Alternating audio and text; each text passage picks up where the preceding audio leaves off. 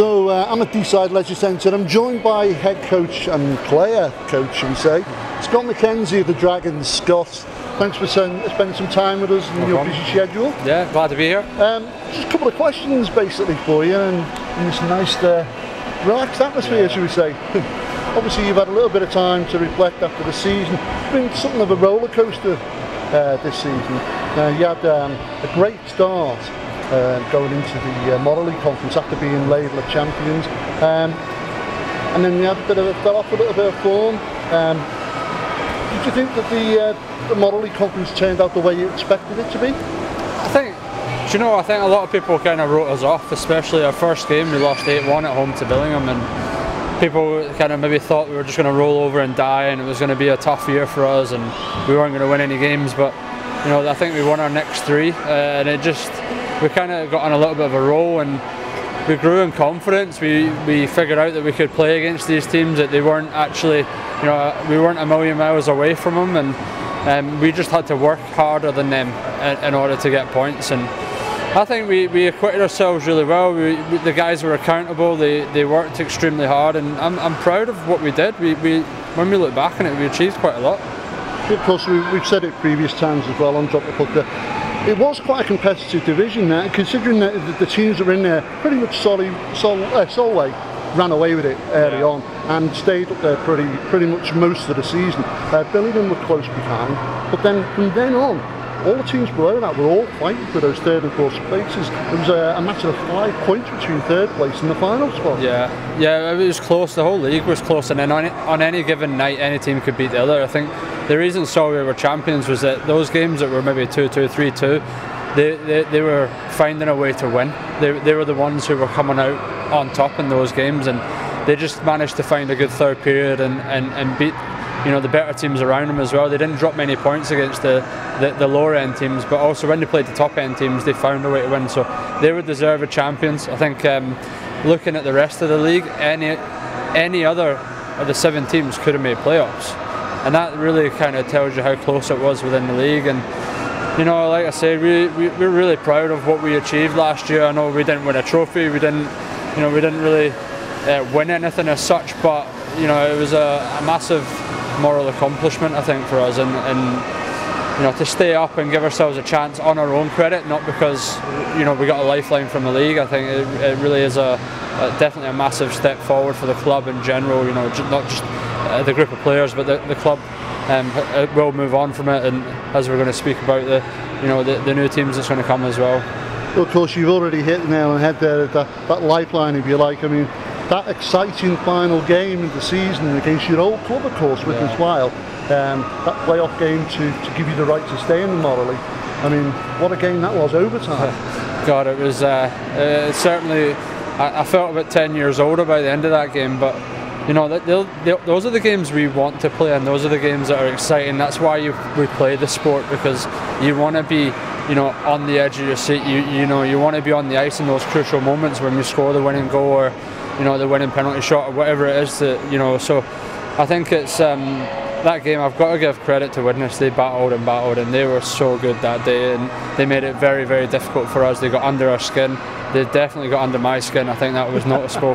But we found a way, and I've got to give the guys credit. They just never quit. They never give up.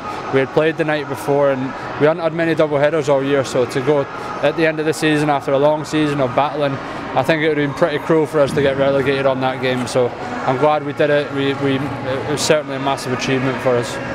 So you briefly touched on the subject there of the new teams and the new format of the league, because it's been announced this week, of course, that there's going to be there's been the demise of the EPL as it is, so that's no more. So there's a lot of teams floating around, and of course 2 weeks ago we heard the rumour that there was a large number of them had already been taken into the southern section of the NIHL, and now we found out that the remainder of the teams in the north have integrated into the NIHL North 1. So how's that going to look for the Dragons this year then? Well, it's going to be tough. We're playing 3 experienced teams. Sheffield Steel Dogs are renowned for good British players, and I think that is going to be the difference, is that we're going to come up against good Brits. it's not necessarily the imports that are going to make the massive difference. It's going to be the British players, and you know, those guys are fit. They've been practicing 2 or 3 times a week for the last 10 years, so they're experienced. They know the EPL very, very well. So dropping down a league, it's going to make it tough for the rest of the teams, but that's why we play the game. We want to be challenged, we want to play the better teams, and we're the second tier in British hockey now, so it's about rising to that challenge, and you know, we've got to be fitter, we've got to be stronger, and we're going to really push ourselves to be better. It's going to be a long summer for us, and we've got to get the guys in early and make sure we're ready for that. But you know, we've got Sheffield Steel Dogs, Hull Pirates, Telford Tigers, or Telford will change the name perhaps, but you know, it's going to be tough for us, but we'll give it our best shot. You know, everyone wrote us off last year, I'm sure they'll do the same this year, so we'll come out with the right attitude and be ready for them.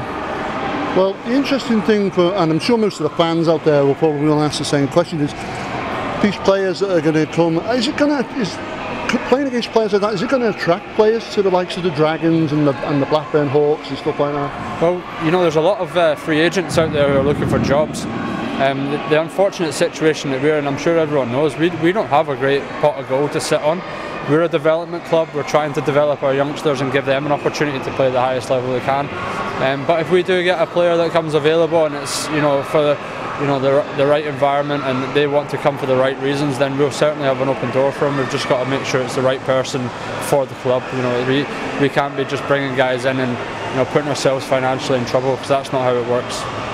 So of course you touched on the subject of development there, an important thing for any club really. I believe that the Dragons are actually going to have a second team in the second level of the NIHL, which was formerly the Laidler Conference. Yeah. It's going to be North 2, I believe. Tell us a little bit more about this, Scott. Yeah, so basically the league that the Dragons NIHL 1 got promoted out of, the Laidler Conference, we've actually been able to put a team into that conference as well. What we found as a club is we had an under-20s team last year, and a lot of our players were actually brought in from another club to help boost our numbers, or we had, like, last year 20s. So what that meant is this year our 20s team, we only had a handful of players left, so financially again for the club it wasn't feasible for us to run an under-20s team. So the next option and the most, you know, feasible option for us was to put an NIHL 2 team in.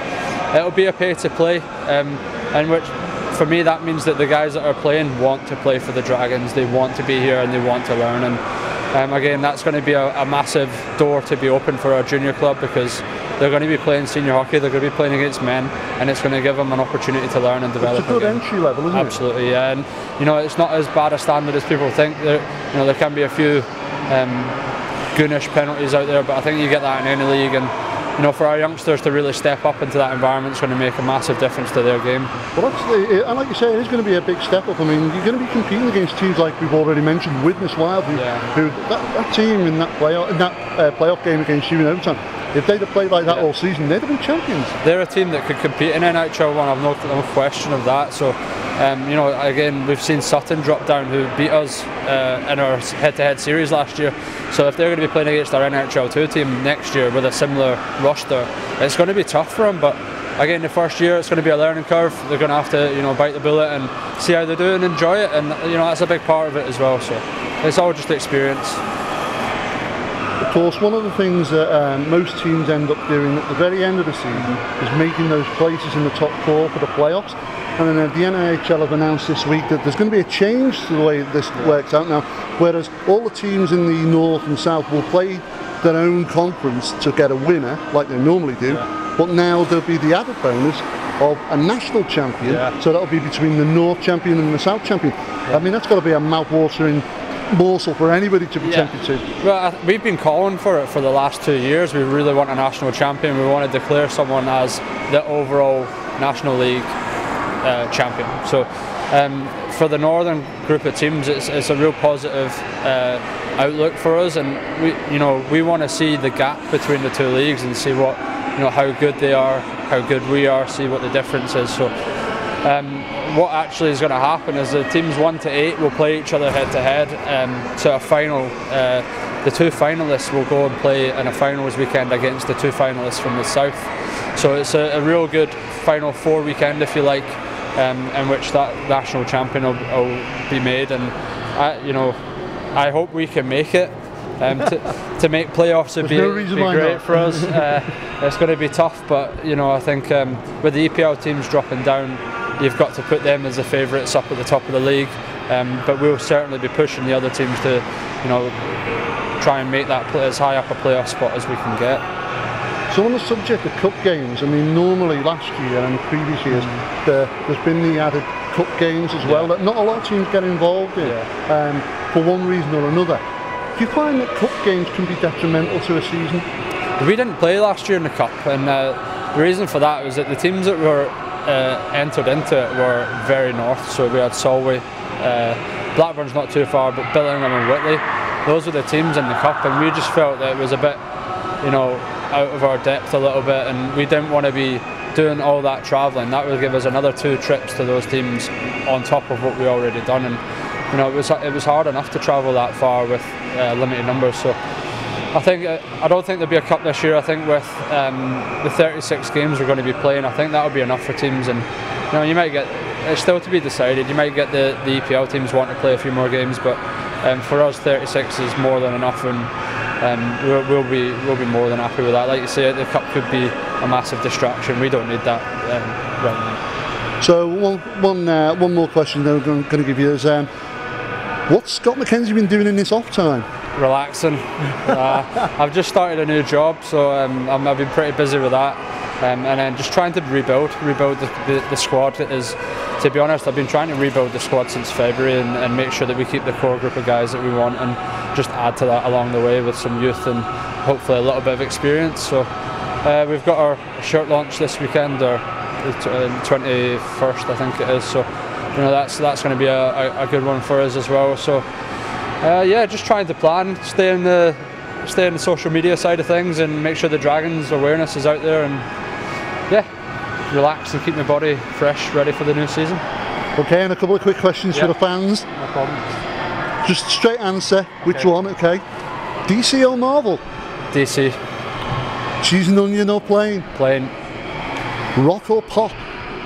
Rock. Scott McKenzie, it's been a pleasure as always. Thanks a lot. Thanks.